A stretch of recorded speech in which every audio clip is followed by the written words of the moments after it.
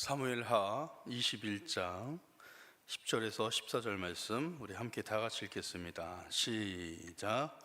아야의 딸 라스베가 굵은 배를 가져다가 자기를 위하여 바위 위에 펴고 곡식 빼기 시작할 때부터 하늘에서 비가 시체에 쏟아지기까지 그 시체의 낮에는 공중의 새가 앉지 못하게 하고 밤에는 들짐승이 범하지 못하게 한지라.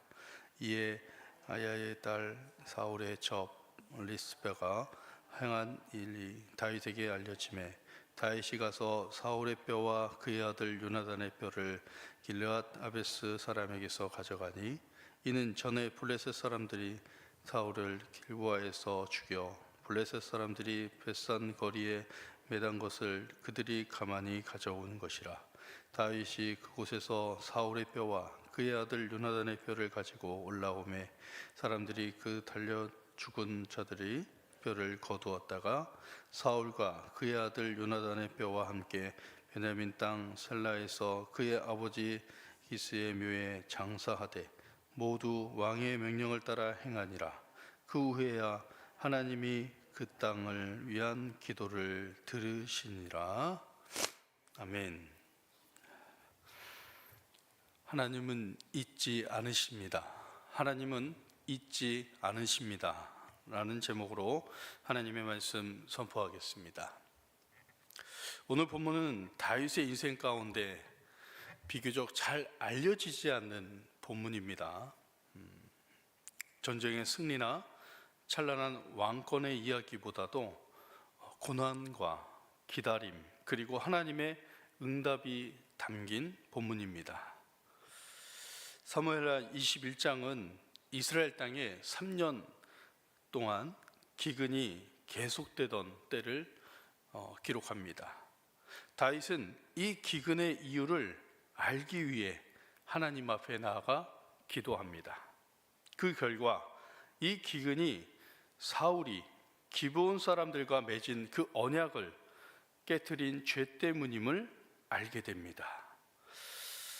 우리 사무엘하 21장을 한번 보시면 사울이 과거에 그 기브온 사람들과 맺은 그 언약을 깨트리고 그들을 죽였기 때문이라고 오늘 말씀합니다.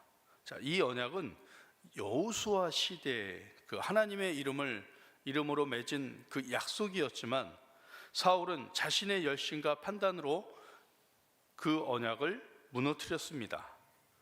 사람들은 이 일을 잊었을지 모르지만 하나님은 그 언약을 잊지 않으셨습니다. 그래서 지금 21절에 보시면 다윗의 시대에 해를 거듭하여 3년 기근이 있으므로, 그러니까 다윗의 시대에 이르러서야 해결되지 않는 죄가 기근이라는 모습으로 드러나는 것입니다. 그 일로 인해 사울의 자손 7명이 처형을 당하고 오늘 처형을 당하게 되고, 오늘 본문 10절부터 보시면 아야의 딸 리스바, 한 여인의 이름이 나오죠. 그 한 여인의 마음 아픈 행동이 오늘 등장합니다. 바로 사울의 첩이었던 리스바입니다. 리스바는 자기 두 아들을 잃은 뒤 그 시체들이 들짐승과 공중의 새에게 훼손되지 않도록 베옷을 입고 바위 위에서 밤낮으로 지킵니다. 우리 다시 본문 10절을 한번 보세요.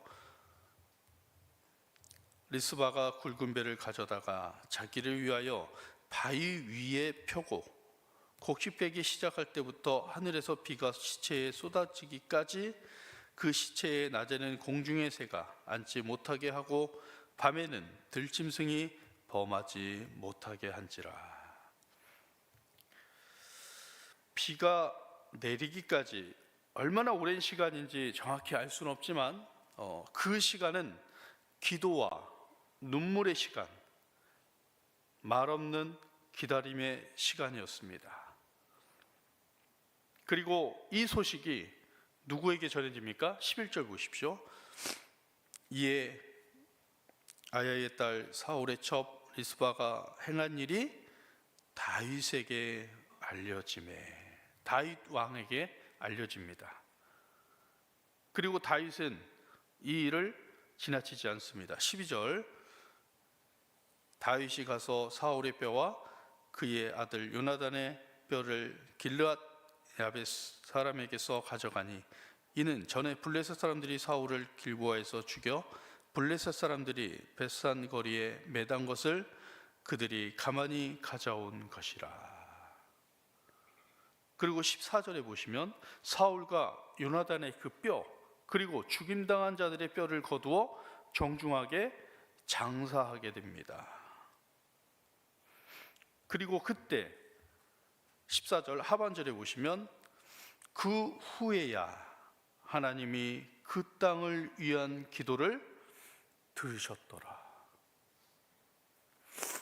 사랑하는 성도 여러분, 이 말씀은 우리에게 아주 중요한 사실을 세 가지를 가르쳐 줍니다. 첫째는 하나님은 고통 가운데 있는 사람들을 보고 계신다는 것입니다.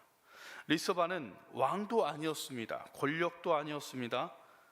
그러나 하나님은 그 눈물과 그 기다림을 외면하지 않으셨습니다. 둘째는 하나님의 응답은 반드시 정한 때에 임한다는 것입니다. 비는 곧바로 내리지 않았지만 하나님은 결코 늦지 않으셨습니다.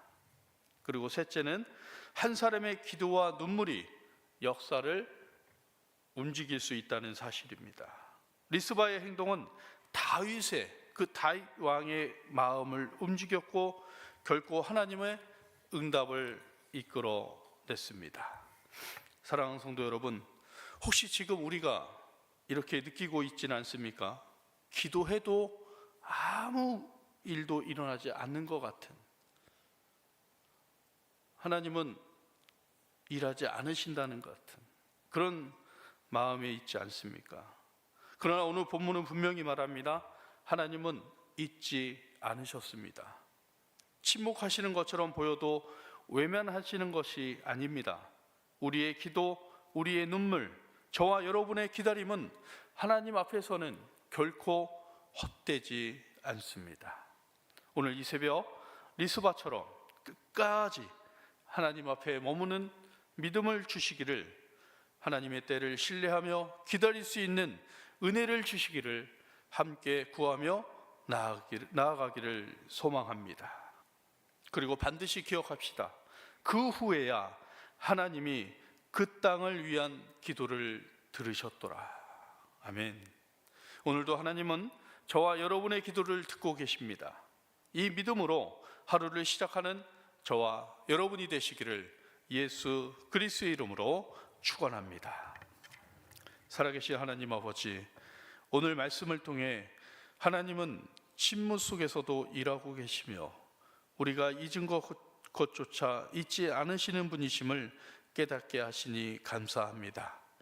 기도의 응답이 더딘 것처럼 보일 때에도 리스바처럼 하나님 앞에 머무는 믿음을 주시고 말이 아니라 삶으로 주님을 신뢰하게 하옵소서. 해결되지 않는 죄와 상처를 외면하지 않게 하시고 다윗처럼 먼저 하나님께 묻고 순종하는 마음을 허락하여 주옵소서. 오늘도 눈물의 기도와 기다림을 헛되이 여기지 않으시는 하나님을 신뢰하며 주의 때에 반드시 응답하실 줄 믿고 하루를 시작하게 하옵소서. 우리의 삶과 가정, 교회와 이 땅을 불쌍히 여겨주시고 그 후에야 하나님이 기도를 들으셨더라 하신 말씀처럼 회복의 은혜를 허락하여 주시옵소서.